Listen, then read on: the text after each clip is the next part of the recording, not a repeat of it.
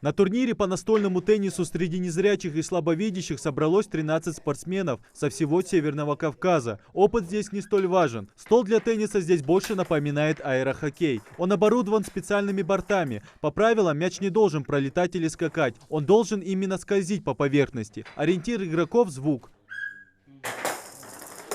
Наида Гаджиева играет в настольный теннис уже давно. Для нее главное не победа, а возможность вот так все вместе собраться и отдохнуть. Свою партию игры она выигрывает уверенно. В таких турнирах уже 4-й раз. Очень нравится, азартно. Я первый раз в Дербенте на форме просто. Первый раз приняла участие. Вообще никогда не держала этот мяч, ракетку. И заняла 3-е место.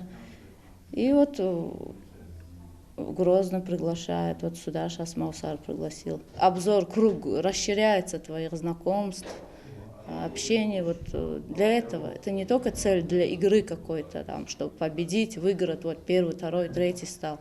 Это чисто вот, сближает. В отличие от Наиды, Ирина Паращенко сегодня играет впервые. Она считает, что подобные мероприятия позитивно влияют на людей. Ведь многие незрячие в основном проводят время дома. А здесь есть возможность и себя проявить, и научиться чему-то новому. Вообще я впервые участвую в таком вот соревновании. Да, мне очень нравится. И как сегодняшняя игра, по-вашему, сложилась? На сегодняшний день игра складывается просто лучшим образом. Наилучшим. Я думаю, что для всех и не только для меня.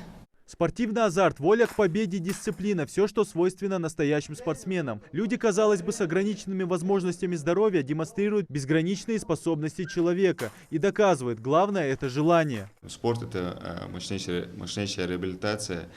Для них есть повод собраться, поговорить, пообщаться и поиграть в те виды, которые им интересны. То есть теннис, тут есть шашки, шахматы, домино.